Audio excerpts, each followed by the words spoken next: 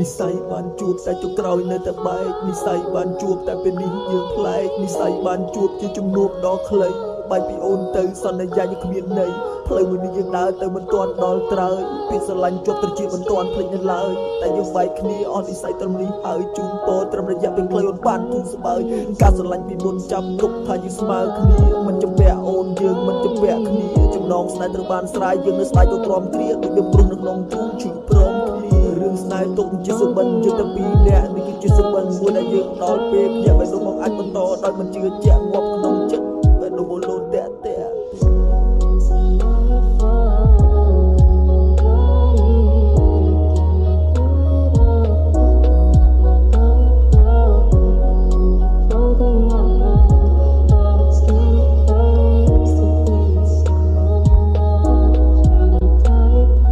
យប់មក11ឆាតខ្ញុំនៅតែស្ងា